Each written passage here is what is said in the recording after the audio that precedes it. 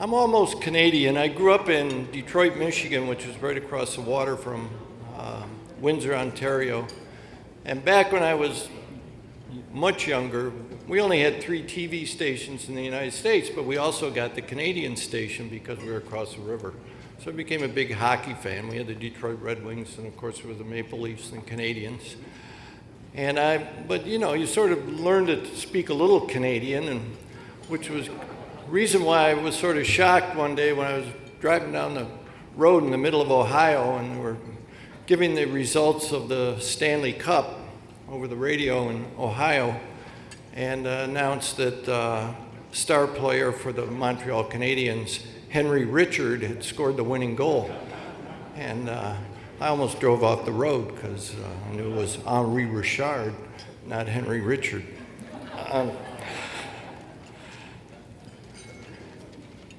Let me give you a little history. I'm going to do some rambling here. I don't have slides because I basically still have not figured out how to do slides. And the other thing is I just read the book about Stephen Jobs, and he hated PowerPoint presentations. So I figure if it's good enough for Stephen Jobs to hate PowerPoint presentations, I'll go along with it. We got involved in student housing about 11 years ago, or a dozen years ago. I was the senior vice president of the National MultiHousing Council at that time, and somebody came to me and said, you know, we've got a member down in Gainesville, Florida, Nathan Collier and a couple of other people. They think we ought to do a conference on student housing. And I thought it was one of the dumbest ideas I'd ever heard of. I thought, you know, I related back to my days at Michigan State, where you basically lived in a dorm that was sort of run down. You lived in a fraternity house. You know, why would any of our guys care about student housing?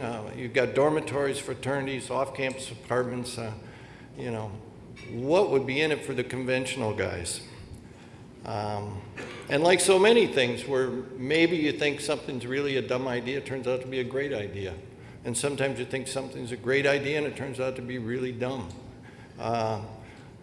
What we did was we had our first conference, and there were fewer people at our first conference than are here today.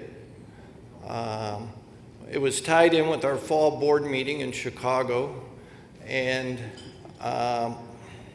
half the people in the room were probably people who just had nothing else to do before our board meeting started, so they were there for the conference. And as I look at the agenda for that original conference, it looks like something from the Dark Ages. I mean, it really was very rudimentary. So I'm going to tell you a little bit about the U.S. market, but then let's talk in general. The U.S. market basically started for student housing was all local. You had Nathan Collier owns Gainesville, Florida. You had Donna Price in Raleigh, North Carolina. You had other people in certain segments, and that was it. And if they grew beyond that, they might go to the next school over, or a few schools over, maybe the next state, but that was it. Then we became more regional, and now we've got 3 major real estate investment trusts: American Campus Communities, Education Realty Trust, and Campus Crest, who are national, and a number of the other players are growing and looking for opportunity just about everywhere in the United States. So we've really become, I mean, it's just grown tremendously.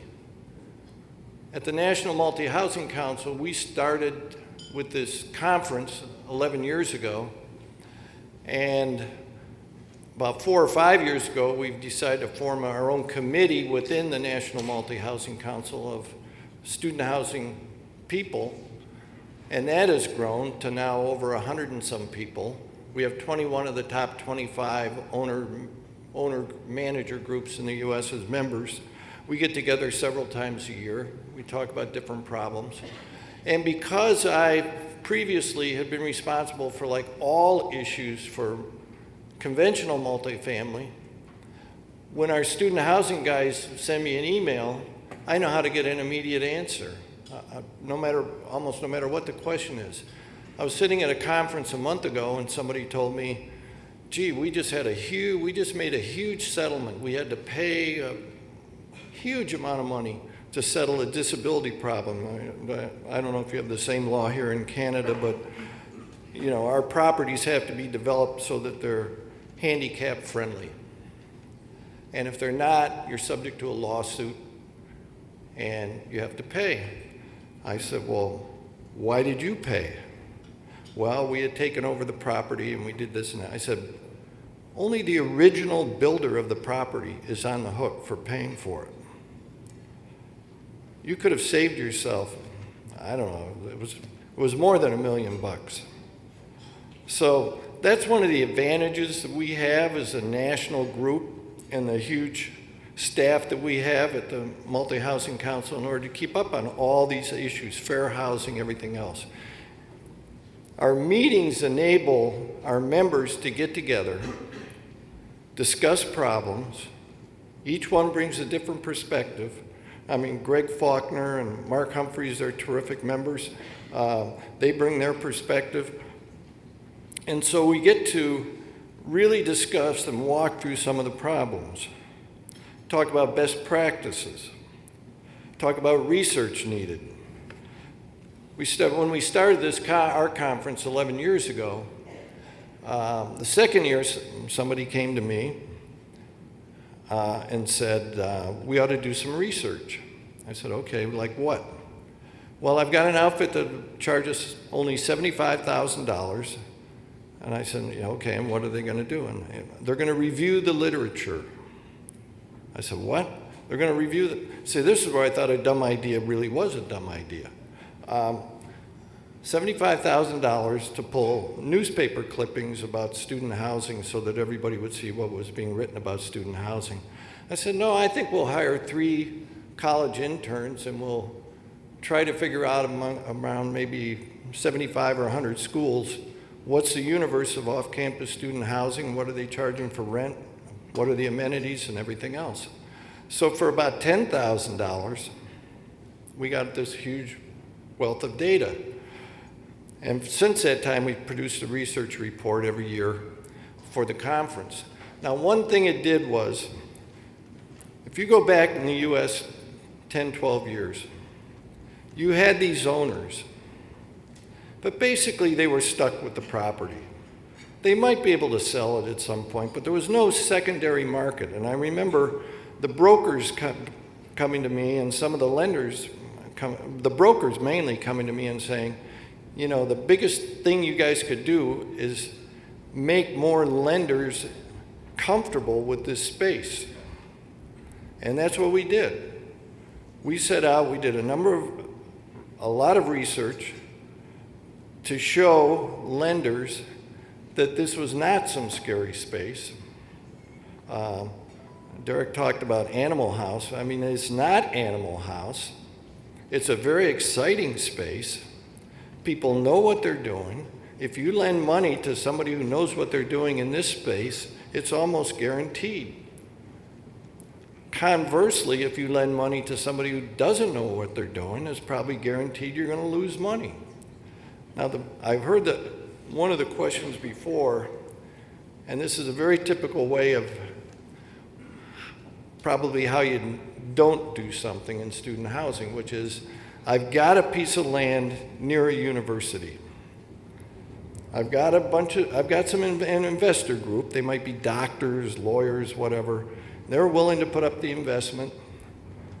Let's go ahead and do it. It's not the way to do it.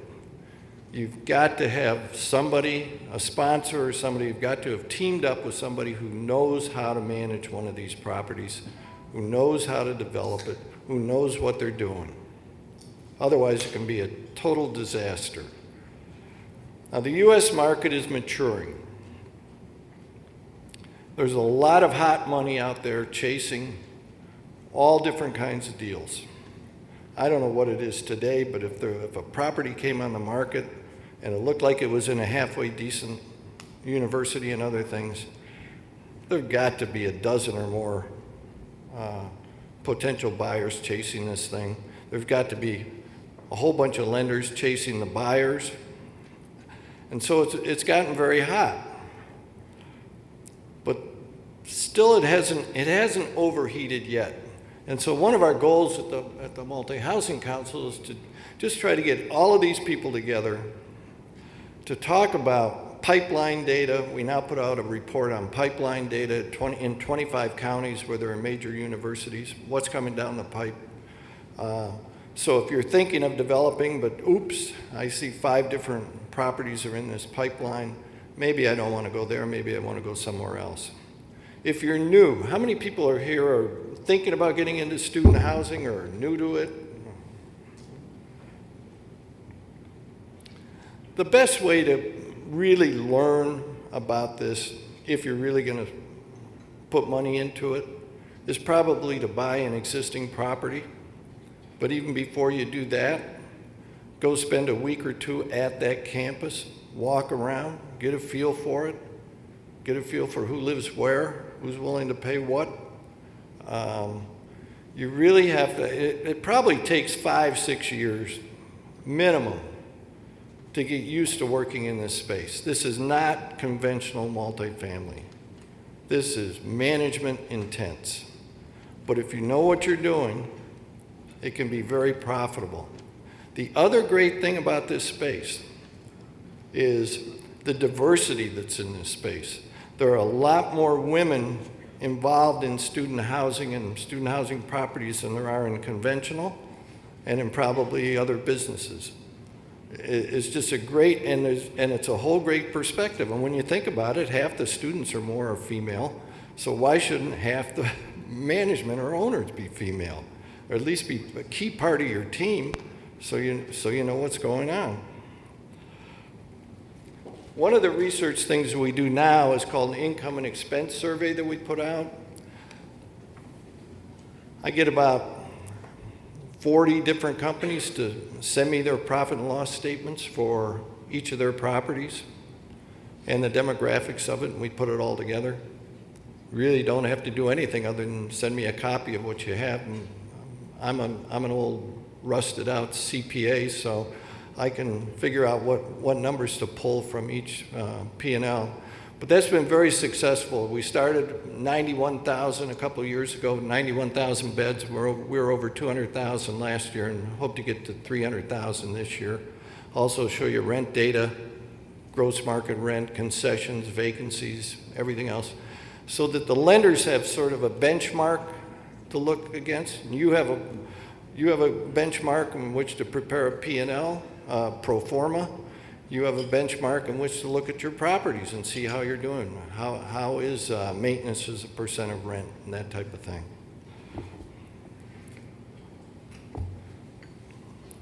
Everybody's talking about student housing being the greatest thing since sliced bread. And it may well be. But we've got to look at some of somebody has to talk about some of the downside in order to temper some of the enthusiasm. In the U.S., I'm not sure what it's like here in Canada, but in the U.S. there's this huge student loan debt problem. Over $1 trillion of student loan debt. The U.S. basically, whether it came to buying single-family homes or borrowing money to go to college, just got drunk the last 6-8 years. Money was so cheap, it was so easy to borrow. Students didn't think about what am I going to do when I get out of college? How am I going to pay it off? It was just, I can borrow this money, it's cheap, and I'll borrow it. The average student graduating has over $25,000 in debt. That sounds like a big number, but if you look at the unemployment rate in the U.S., which is 7.6 or 7.8%, for college graduates, it's less than half that. It's maybe around 3.5%. So there still is a big advantage in going to college. But students are going to be a lot more thoughtful about either what degree they take or how much student debt they take on. And that could have an impact on rent growth. It may or may not. The American economy is still bumping along. not doing very well. So do mom and dad, are there 20 million parents, sets of parents that have the money to pay anywhere from $20,000 to $60,000 a year to send their kid to college and pay for a lot of the amenities that Mark was showing earlier? So far, the answer is yes, but maybe that's going to cool off. So the parents' ability to pay and the parents' willingness to sign for the debt. We have a lot of market segmentation going on within student housing in the U.S. There are people that go for the upper bracket. There are people that go for close to campus. There are people that go for investing in distance from campus because they say, okay, I lose on the fact that I'm close to campus, but I make up for it on the fact that my rent is a lot cheaper. So, and then we've got the whole thing of online learning. 10 years from now, are half the students going to be doing online learning and not going to campus, not going off to college? Well, we like to sell ourselves on the fact that, of course they'll go off to college because they need the college experience. They need to, they want that, they need that. Universities are proclaiming that. Universities have started to build dormitories again because they want to keep their kids on campus, claiming then they'll keep a higher retention rate so they won't go off to another school after freshman year. So all of these forces are at work, and the thing that I have our research people looking at, and I continue to ask them the question is, if we're standing here in 2023 and something really bad happened in the past 10 years, did we all, will we don't want to be able to say in 2013, God, all the info was there. Why didn't we see it? So we constantly look and look and look and try to figure out, can this market stay as robust? Can it keep going? And how do we get people to act in a rational manner so that you don't overbuild a given university? Because that's the curse, that's the ultimate curse in student housing, is overbuilding at a given university. I guess I'll close by saying that, Derek, this is a wonderful event. It really is. And it appears I was going to fly up this morning and fly back tonight. I flew into Buffalo yesterday, rented a car, and went out to Waterloo, and then drove around the University of Toronto also. And I was amazed. I took a tour at one of the properties in Waterloo, and it does appear, based on the fact that the number of very large universities that you have, that there's a great market here if it's done right. And I wish you all the best. Thank you.